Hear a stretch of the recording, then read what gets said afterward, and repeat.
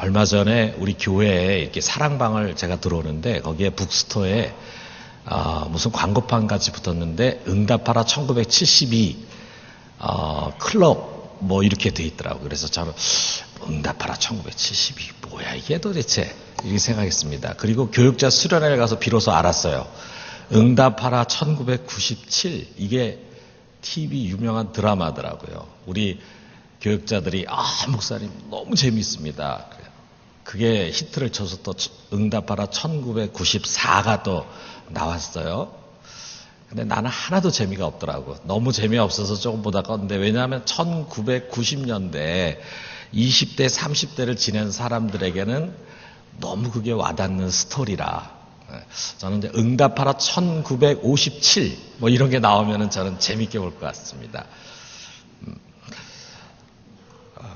참 우리 모든 사람들에게 이렇게 추억을 불러일으킬 만한 과거의 스토리들이 있는데 우리 한국 교회에 특별히 그런 추억을 불러일으킬 사건이 있었습니다. 그게 뭐냐? 1907년에 일어난 평양 대부흥운동이에요.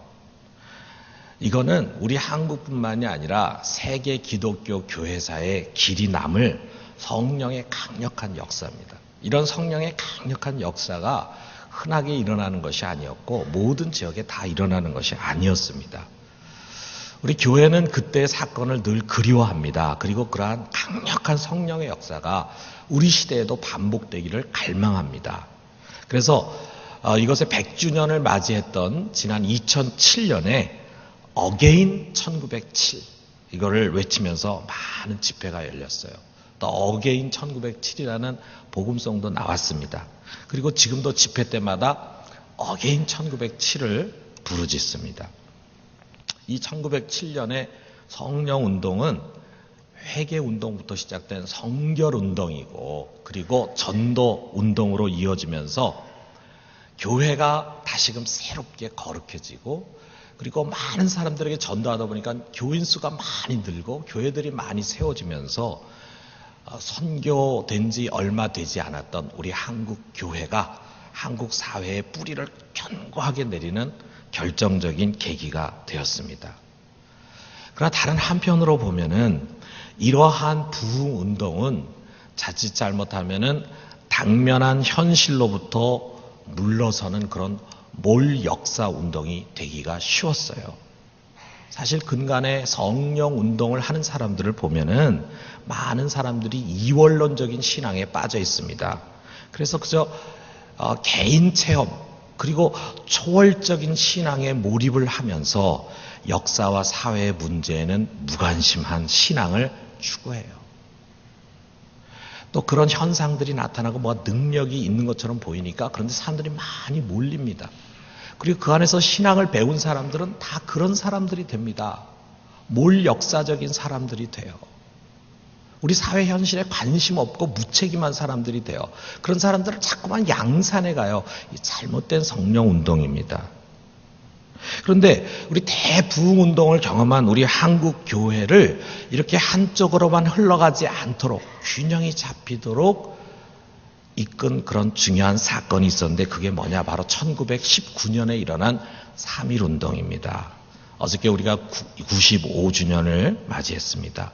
여러분 우리나라도 역사 오래되다 보니까 여러 가지 역사적인 절기들이 있잖아요. 그런데 그런 절기 중에 특별히 이 3.1절에 우리 교회가 주목하는 이유가 있습니다. 왜 그러느냐? 이 분명한 사회운동에 우리 교회가, 우리 기독교인들이 적극적으로 앞장을 섰거든요.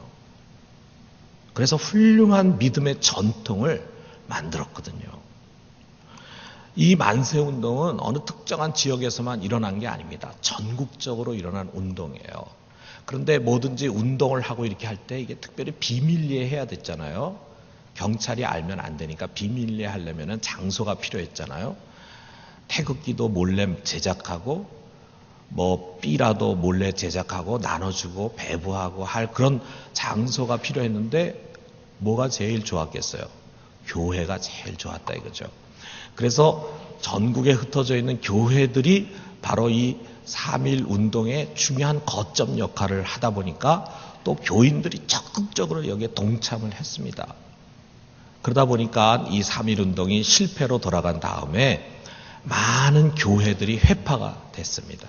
그리고 많은 기독교인들이 붙잡혀가고 또 감옥에 살거나 죽임을 당했습니다. 많은 기독교 지도자들이 앞장서서 이 운동을 했습니다. 이들 중에는 평양 대부흥운동에 주류로 활동했던 사람들이 많이 있었어요. 그 대표적인 사람이 누구냐면 바로 길선주 목사라는 분입니다. 이 길선주가 누구냐? 우리가 길선주를 빼고는 평양 대부흥운동을 얘기할 수가 없죠. 어떻게 보면은 이 길선주 목사님에 의해서 평양 대부흥운동이 일어났다고 해도 과언이 아니에요. 이분이 아마 아직 신학교를 다니고 있었지만 목사는 아니고 장로였는데 말씀을 잘 전하셨던 분인 것 같아.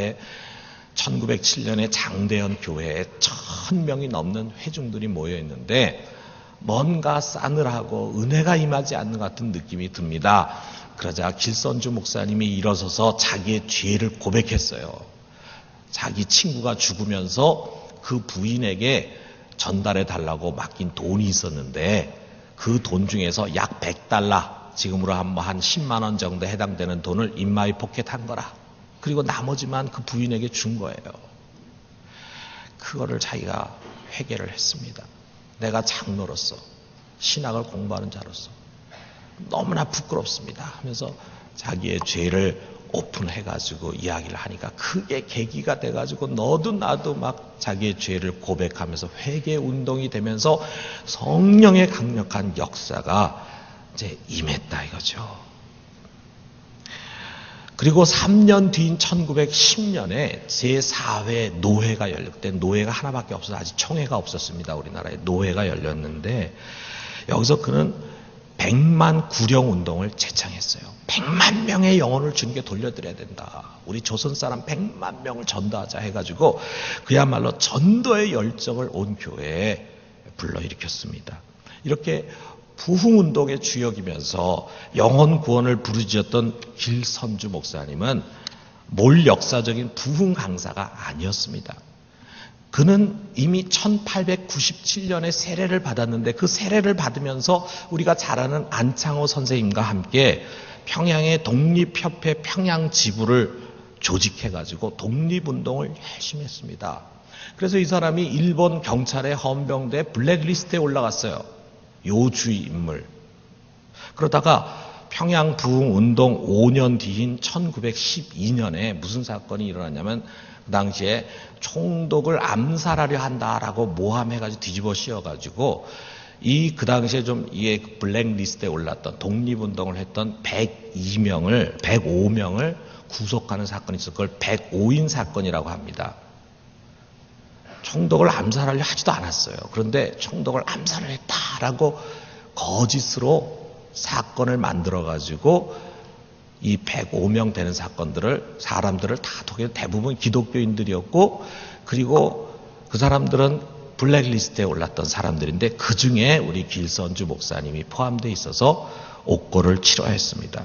그리고 1919년 3.1운동 때 우리가 잘 아는 것처럼 독립선언문을 선언문에 서명을 한 민족대표 33인 중에 기독교인이 16명인데 그중에 가장 기독교인의 대표로서 그가 서명을 했습니다.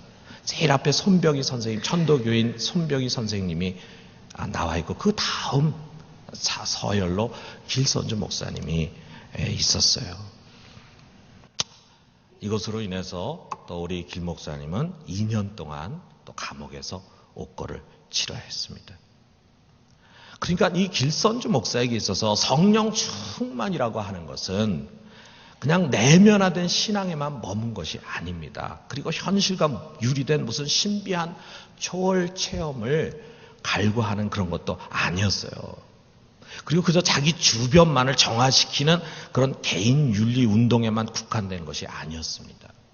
그것은 철저히 그릇된 삶에서의 돌이킴과 동시에 복음을 전하려고 하는 열정이 담겨져 있었고 아울러서 역사와 민족의 문제에 책임 있게 행동하려고 하는 신앙이었습니다.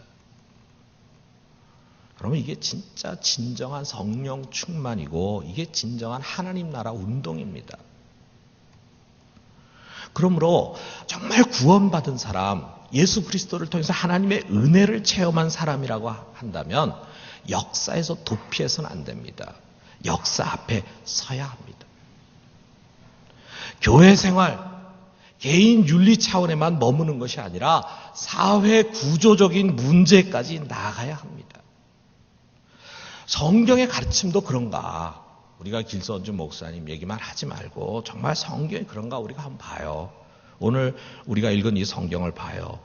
우리가 로마서 13장을 읽었는데 그 앞에 12장, 로마서 12장 1절과 2절은 로마서의 분수령이라고 합니다. 그러므로 형제들아 내가 하나님의 자비하심으로 너희를 권하노니 너희 몸을 하나님이 기뻐하시는 거룩한 산제물로 드리라 그랬잖아요. 이것이 영적 예배니라 그랬어요. 이게 왜 분수령이냐면 그 12장 1절 앞에 1장부터 11장까지는 한마디로 말한다면 우리가 어떻게 하면 구원을 얻을 수 있는가. 이 구원에 관한 문제고, 그러니까 이건 교리에 관한 문제고 믿음에 관한 문제입니다. 그리고 12장 이후로는 자, 우리가 구원을 받았다면 구원받은 자로서 구원 이후에 어떻게 살아야 되는가 하는 문제예요. 윤리에 관한 문제고 행위에 관한 문제예요. 그 분수령이 이제 로마서 12장부터 시작이 됩니다. 그러면서 하나님의 은혜를 입은 우리 그리스도인들은 과연 어떻게 살아야 될 것인가? 제일 먼저 다루는 것은 12장 3절부터 13절까지 교회 공동체의 삶이에요. 우리가 교회 생활을 어떻게 해야 될 것이냐. 왜냐하면 우리 믿는 사람들의 가장 중요한 것이 교회잖아요. 또 우리 교회 안에서 우리가 어떻게 살아야 될 것이냐라고 하는 것을 이제 바울이 다루고 있습니다. 그리고 난 다음에 14절부터 21절은 개인 윤리에 관한 지침이에요. 여기 12장 14절을 보면은 너희를 박해하는 자를 축복하라. 축복하고 저주하지 말라. 이렇게 말합니다. 그러니까 예수를 안 믿는 사람들이 많이 있는 세상 속에 살다 보면은 우리가 박해를 받을 수도 있어. 그럴 때 우리가 그를 미워하지 마라. 그를 용서하고 사랑해줘라. 이런 내용들. 또는 너가 원수를 친히 갚지 마라. 원수 갚는 것을 하나님께 맡겨라. 그러면 그 머리에 숯불을 올려놓는 것과 같다. 이와 같은 내용들입니다. 다시 말하면 불신자들이 많이 있는 세상 속에서 가정에서 직장에서 우리가 어떻게 살아야 될까? 여기에 대한 교훈이라 이거예요. 우리 한국 교회 많은 설교들은요, 교회 생활을 어떻게 해야 되는가? 여기에 굉장히 많은 비유를 할애를 합니다.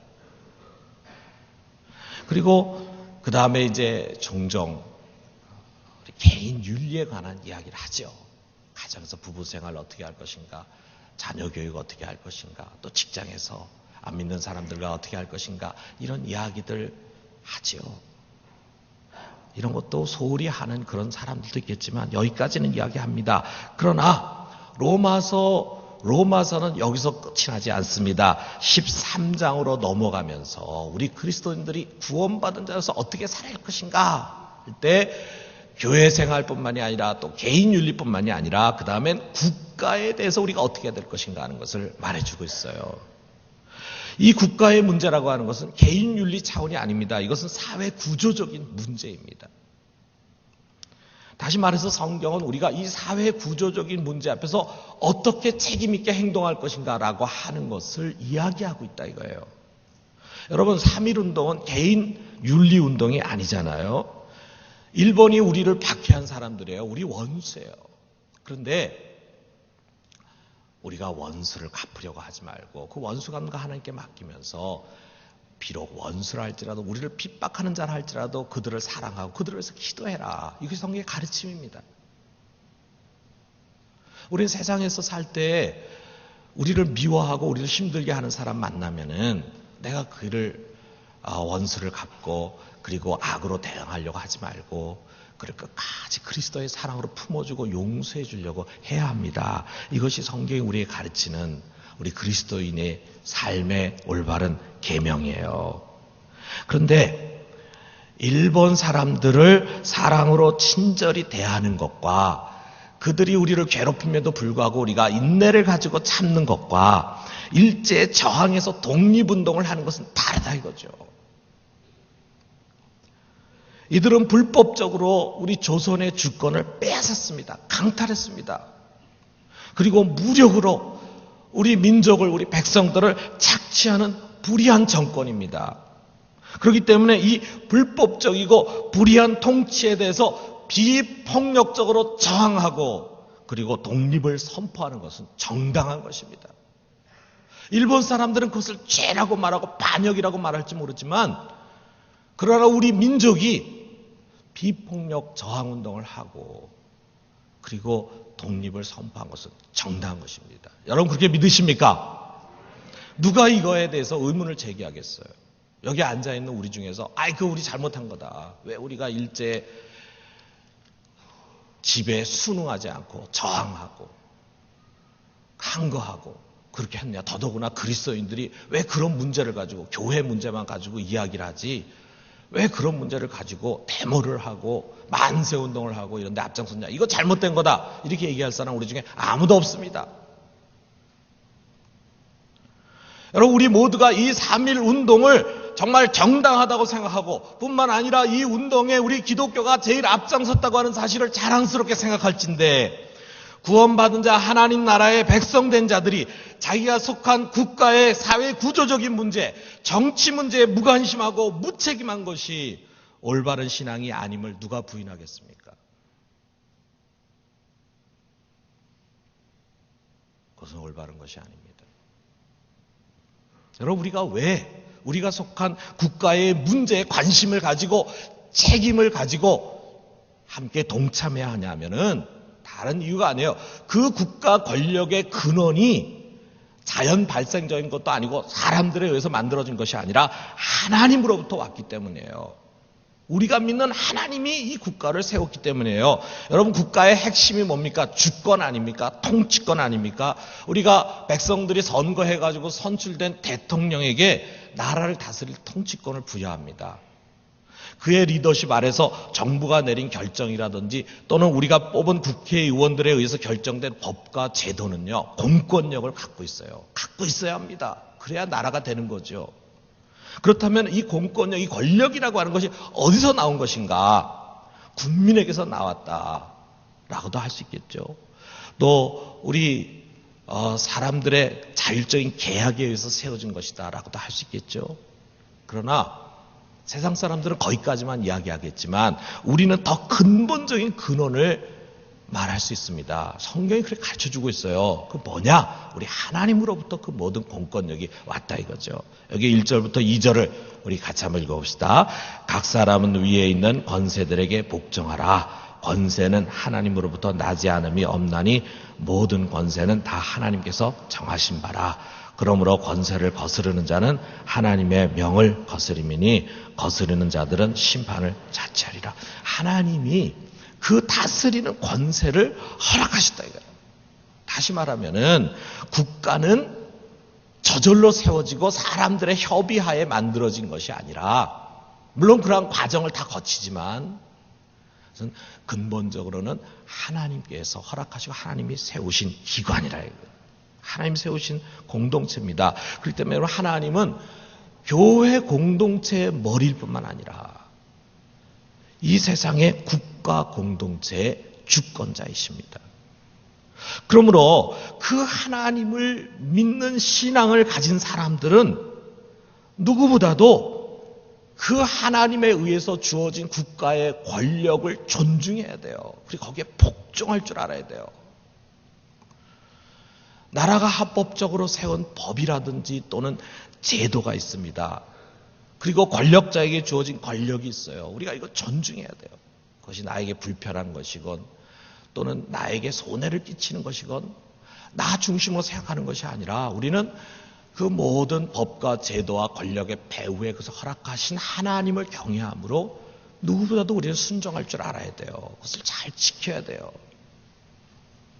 그러나 성경은 여기서 끝나지 않습니다. 그 다음 구절이 중요하죠. 3절에 보니까 다스리는 자들은 선한 일에 대하여 두려움이 되지 아니하고 악한 일에 대하여 되나니 내가 권세를 두려워하지 아니하려느냐 선을 행하라 그리하면 그에게 칭찬을 받으리라. 자, 이 말씀은 하나님께서 국가에게 권력을 주셨는데 그 권력을 행사해서 국가를 다스리도록 하신 목적이 뭐냐? 다스린 자의 권력을 주신 목적이 뭐냐라고 하는 것을 단순하게 기술하고 있습니다. 그것은 뭐냐? 악을 형벌하고 선을 보상하라 이거죠.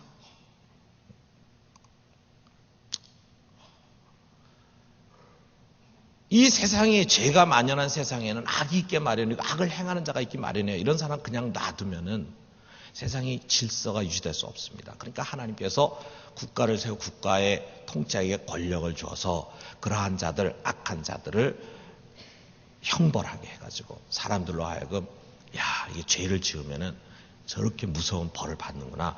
그런 두려움에 죄를 짓지 않도록 해서 이 세상을 보존하는 것이 하나님의 뜻이에요.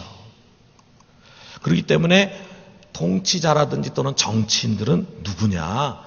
이와 같은 좋은 일을 위해서 하나님께서 세우신 하나님의 사역자라고 하는 것을 말합니다. 이게 4절에 보면은 그가 하나님의 사역자가 되어 내게 선을 베푸는 자니라. 그러나 내가 악을 행하거든 두려워하라. 그가 공연히 칼을 가지지 아니하였으니 곧 하나님의 사역자가 되어 악을 행하는 자에게 진노하심을 따라 보응하는 자니라. 이게 다스리는 자를 하나님의 사역자다라고 하는 것이 2번 나오는데 이 사역자라는 말이 무슨 말이냐? 원어로 보면 디아코노스예요. 이 디아코노스라고 하는 말은 우리 교회에서 집사를 지칭할 때 디아코노스라고 합니다. 물론 성경에 디아코노스를 다 집사로 번역하지 않았고 사역자 또는 섬기는 자 이렇게 번역을 했는데 주님께서는 그의 교회 공동체를 위해서 사역자를 세우셨잖아요. 집사들을 세우고 일꾼들을 세우셨잖아요. 근데 교회만 세운 것이 아니라 하나님이 세운 그 국가에서도 사역할 사역자를 디아코노스를 세웠어요. 일꾼을 세우셨어요. 그 일꾼이 누구냐? 그가 통치자라 이거예요. 대통령이고 국회의원이고 이런 권력자들이 다른 누가 아니라 하나님의 일꾼이다. 하나님의 사역자들이다. 물론 본인들은 그런 의식이 없겠지만 그래서 하나님께서 이 세상을 유지하기 위해 세우신 하나님의 사역자들입니다. 그래서 그들로 하여금 악행하는 자를 보응하고 선을 행하는 자에게 선을 베풀고 더 장려해서 세상이 점점 더 선해지도록 악을 막도록 이렇게 하셨다 이거예요. 그렇기 때문에 여러분 우리 그리스도인들은 국가와 그 통치자들의 역할을 말씀을 통해서 우리가 철저하게 인식하고 이것을 위해서 하나님께 국가를 세우신 거구나. 그래서 이들을 소중하게 여기고 그들에게 복종하고 그들을 위해서 기도할 줄 알아야 합니다. 우리가 그렇게 하는 것이 하나님의 진노를 대변하는 그들의 형벌이 두려워서가 아니라 우리 그리스도인들만큼은 양심을 따라서 복종해야 된다. 다시 말하면은 우리가 법이나 제도를 순응하고 순종하고 그리고 나라의 권력자들을 존중하게 여기는 것은 사람을 두려워서가 아니라 하나님을 경외하는 마음에서 그러한 신앙적인 마음에서 우리가 그렇게 한다 이거죠. 복종하는 자가 된다 이거죠. 아울러 우리는 국가에 대한 국민으로서의 의무를 안 믿는 사람보다 더 충실하게 이행할 수 있어야 합니다. 여기 7절에 그와 같은 내용이 나오잖아요. 우리 같이 한번 읽어봅시다. 모든 자에게 줄 것을 주되 조세를 받을 자에게 조세를 바치고 관세를 받을 자에게 관세를 바치고 두려워할 자를 두려워하며 존경할 자를 존경하라. 그랬어요. 우리가 국민으로서 해야 할 일이 있잖아요. 그거 해야 합니다. 우리는 안 믿는 사람보다 그것을 더 철저히 합니다. 여러분 우리가 국민들이 세금을 바르게 내야 그 세금을 가지고 국방을 지키는 데도 쓰고 그리고 외교를 하는 데도 쓰고 그리고 복지를 하는 데도 쓰잖아요. 세금을 안 내려고 하고 세금을 속여서 내려고 하고 그래서 제대로 돈이 거치지 않으면은 혜택이 돌아가야 할 곳에 제대로 돌아가질 않잖아요. 우리가 해야 할 것을 바르게 해야 된다. 이것이 성경이 우리에게 요구하는 중요한 국가에 대한 윤리입니다. 근데 여러분 참 보세요. 여기에 이 귀절에 나와 있는 국가의 역할 있잖아요. 다스린 자의 역할이 뭐냐? 악을 징벌하고 선을 보상하는 것이다. 좀 단순하잖아요. 그렇지만 여러분 이거보다 국가의 역할을 정확하게 지적한 것이 무엇이겠습니까? 여러분 국가는 이 죄가 만연한 세상 속에서 선과 악을 잘 분별해야 합니다. 무엇이 바른 것이고 무엇이 틀린 것인가라고 하는 것을 잘 재판할 줄 알아야 합니다. 그래서 하나님의 뜻을 따라서 악한 자를 형벌하고 선한 자를 선한 것으로 베풀어야 돼요. 이게 뭡니까? 한마디로 말하면 정의 시행이죠. 정의 시행. 정의를 이거보다 더 확실하게 이야기할 수 있겠어요? 악한 자를 악하다고 하고 선한 자를 선하다고 하는 것보다 더 정확한 정의의 표현이 있겠냐고요. 이게 국가가 해야 할 일이라 이거죠. 국가는 정의로워져야 합니다. 왜? 그 국가를 세운 하나님은 정의로우신 분이거든요. 그 정의로우신 분이 국가가 불의행하는 것을 기뻐하시겠어요? 그러니까 그 하나님을 대변해서 하나님이 주신 칼을 가지고 사람들을 다스린다고 할 때 가장 중요한 것은 정의를 시행해야 된다 이거죠. 우리가 이 단순한 말씀 한번 뒤집어 봐요. 뒤집으면 무슨 뜻이 되겠습니까? 만일 하나님이 세운 그 국가가, 그리고 그 국가에 다스리는 자가 선과 악을 거꾸로 해서 선한 자를 악하다고 판결하고 악한 자를 선하다고 판결한다면 어떻게 되겠습니까? 죄 없는 자인데 불구하고 이것저것 거짓 증거들을 조작해가지고 만들어가지고 감옥에 가두고, 그리고 정말 악하고 불의하고 잘못됐음에도 불구하고 누구나 다 그렇게 생각하고 있음에도 불구하고 그런 사람들 버젓이 길거리를 활보하고 오히려 더 잘되고 그 자손들은 오히려 더 부유하고 넉넉하게 살 수 있도록 하는 그런 정치를 한다면 그것이 하나님의 정의로운 통치, 정의로운 뜻을 대변하는 국가라고 말할 수 있겠습니까? 그 국가를, 그 공권력을 허락하신 하나님의 뜻에 합당한 나라입니까? 아니잖아요. 그러면 어떻게 해야 됩니까? 국가가 불의를 행하고 정의를 상실했을 때 그저 침묵하고 맹종해야 합니까? 이 로마서 13장을 잘못 해석해가지고 그동안 우리 유럽 국가에서뿐만 아니라 기독교 역사 속에서 많은 사람들이 그저 나라가 어떤 모양으로 굴러가든지 잘하든지 잘못하든지 아무리 불의를 행하고 악을 행한다 할지라도 아무리 통치자가 잘못했다 할지라도 무조건 침묵하고 맹종하는 것이다. 마치 이것이 그리스도인의 윤리인 것처럼 왜곡해가지고 가르쳤다. 특별히 권력을 잡은 자들에 의해서, 그 권력에 순응하는 성직자들에 의해서 그런 식으로 길들여졌습니다. 여러분, 이것은 옳은 것이 아닙니다. 여러분, 우리 모두는 그야말로 하나님이 세운 국가를 바로잡을 책임이 있어요. 우리가 교회를 생각해 봐요. 우리가 교회를 바르게 세워야 된다라고 모두가 생각하고, 그래서 잘못되는 것이 있으면은 서로가 같이 권면하고 지적해서, 그리고 교회가 교회다워져야 된다라고 항상 이야기하면서 하려고 그러잖아요. 그런 교회가 건강한 교회잖아요. 왜 그렇습니까? 내가 잘 되려고 그러는 게 아니라, 내 것이기 때문이 아니라 이 교회는 우리 주님의 몸이기 때문에 그렇잖아요. 우리 주님께서 피 흘려 사신 교회이기 때문에 그렇잖아요. 그럼 국가도 마찬가지입니다. 이게 하나님과 상관이 없는 것이라면, 마귀에게 속한 것이나 세상에 속한 것이라면 우리하고는 상관없죠. 어떻게 굴러가건 상관없죠. 그러나 하나님께서 이 국가에 권세를 주시고 이 국가를 세우셨다고 한다면 우리와 무관한 것이 아니잖아요. 그런데 그 국가가 자기를 세우신 그 하나님의 뜻과는 전혀 반대된 방향으로 걸어가고 있을 때 그 국가에 속해 있는 우리 그리스도인들이 옳은 것이 무엇인가를 아는 우리들이 어떻게 그것을 그냥 내버려 두고 침묵하고 있을 수가 있습니까? 여러분, 우리 그리스도인들이 누굽니까? 우리들은 세상에서 가장 옳고 그른 것, 선과 악에 예민한 사람들 아니에요? 여러분들은 세상 사람과 어떤 점에서 구별되냐면 여러분들은 매일 교회에 와가지고 설교 듣잖아요. 우리 청년들은 대학 캠퍼스에 가면은 자기 또래 친구들 있지만 그 친구들은 설교라는 걸 듣질 않습니다. 그럼 매일 뭐 하냐면은 그저 열심히 공부해가지고 자격증 따고 그 다음에 어떻게 하면 좋은 직업 얻어가지고 돈 많이 벌고 편안하게 살 수 있을까, 이 생각에 의해서 자기 시간을 다 투자하는데, 우리 청년들, 우리 그리스도인들은 매주 설교 듣잖아요. 설교 내용이 뭡니까? 여러분, 설교가 여러분이 돈 많이 벌 수 있는 길을 가르쳐 주는 겁니까? 여러분이 좋은 직업을 가질 수 있는 그런 스킬을 가르쳐 주는 것이 교회입니까? 설교에서 하는 얘기는 다 비슷해요. 모든 교회가 다 비슷할 거예요. 옳은 것이 무엇인가? 잘못된 것이 무엇인가? 하나님의 뜻이 무엇인가? 우리가 어떻게 해야지만 올바로 살 수 있는가? 이거 가르치잖아요. 우리가 어떻게 하지만 거룩하게 살 수 있는가 이거 가르치잖아. 우리가 계속 이걸 듣지 않습니까? 우리만큼 죄에 민감한 사람이 어디 있어요? 우리만큼 선과 악에 예민한 사람이 어디 있어요? 그런 양심이 우리 속에 이미 훈련이 돼 있어요. 이런 훈련이 돼 있는 사람들이 어떻게 잘못된 것을 보고, 그것도 한두 번이 아니고 지속적으로 잘못되고 부정하고 불의한 것을 보고 모른 채 할 수 있겠습니까?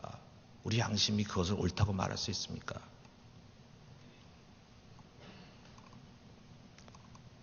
우리는 하나님의 주신 말씀, 모든 국가의 머리가 되는 그 하나님의 말씀을 잣대로 해서 현실 정치의 잘못된 것을 지적해야 합니다.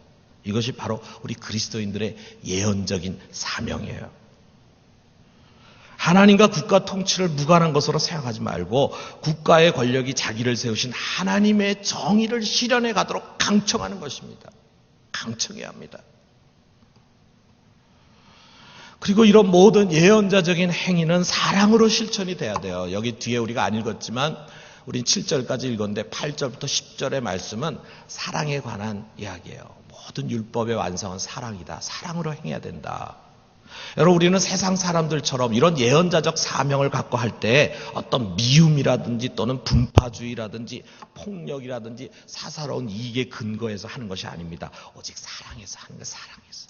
비록 그것이 저항과 항거로 이어질지라도 사랑의 표현이 돼야 합니다.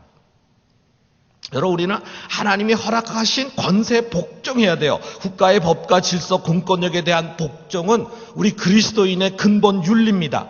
동시에 하나님이 허락하신 존귀한 권세가 거짓으로 왜곡되고 불의함으로 하나님의 영광을 가릴 때 우리 그리스도인들은 그것을 바르게 잡을 책무가 있습니다.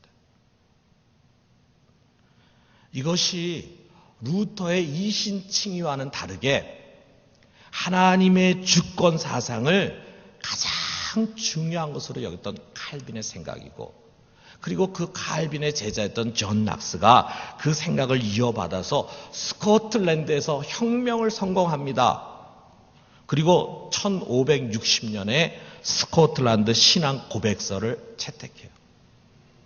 여러분, 이게 바로 우리 개혁주의 전통이고 우리 장로교의 전통입니다. 전 그래서 장로교가 좋아요. 우리 개혁주의가 옳아요. 여러분, 우리에게 3.1운동의 역사가 있었다고 하는 것이 얼마나 감사한 일입니까? 그것은 불의한 정권에 대한, 불법적인 정권에 대한 비폭력적인 항거였습니다. 그리고 그 중심에 우리 복음주의적인 그리스도인들, 평양 대부흥 운동의 성령을 사모하고 기도하고 전도의 열정을 가졌던 그리스도인들이 앞장서 있었고, 교회가 살아있음을 보여주는 사건이었습니다. 여러분, 우리는 이런 전통을 다시 회복해야 합니다. 왜 회복해야 된다고 말합니까? 그것을 잃었기 때문이에요. 3.1운동에서 실패했죠. 굉장한 치명을 입었죠. 많은 정치 지도자들이 감옥에 갇혔죠. 또는 만주로 도망갔죠. 교회가 부서졌죠. 이런 큰 상처를 받자 그 다음에 우리 한국 교회는 세상으로부터 물러나고 말았어요. 정교 분리를 앞세우면서 국가의 문제에 일절 관여하지 않았습니다. 교회의 공적인 태도뿐만 아니라 교인들에게도 그렇게 가르쳤어요. 그것은 우리 일이 아니라고. 국가가 어떻게 굴러가건 우리는 그건 우리의 일이 아니다. 통치자가 독재를 하건 불의한 일을 하건 인권을 짓밟건 그건 우리 일이 아니다.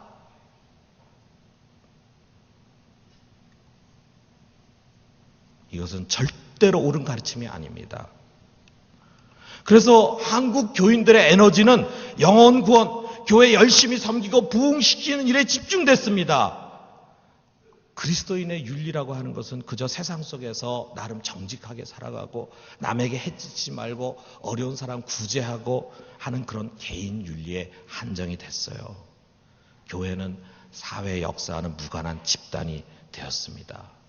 너무 오랜 세월 이렇게 흘러왔고 너무 그것들이 우리 그리스도인들의 몸에 젖어버렸어요. 이런 몰 역사성의 대가는 큰 것입니다. 교회 지도자나 교인들은 사회 구조적인 문제에 너무 무지해요. 관심이 없으니까, 내 것이 아니라고 생각하니까 정치 현실에 너무 어둡습니다. 그러다 보니까 정치 분별력을 잃어버려요. 정치 분별력을 잃어버리니까 어떤 사람 한두 마디에 확 휩쓸려 버립니다. 그리고 그들의 대변인 역할을 하면서 그들의 정치적인 수단으로 전락해버리고 마는 거예요. 그래서 오히려 교인들이, 교회 지도자들이 민주화 정치 발전의 저해 요소가 되었습니다.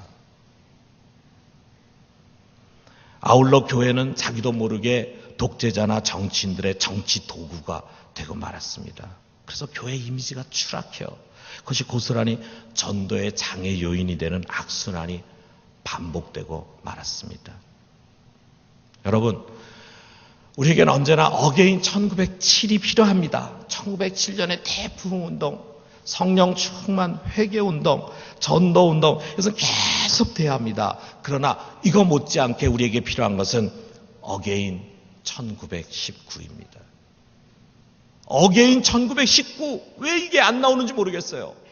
왜 어게인 1917만 얘기합니까? 왜 어게인 1919는 이야기하지 않습니까? 이게 우리 한국교회의 문제라고 나는 생각해요.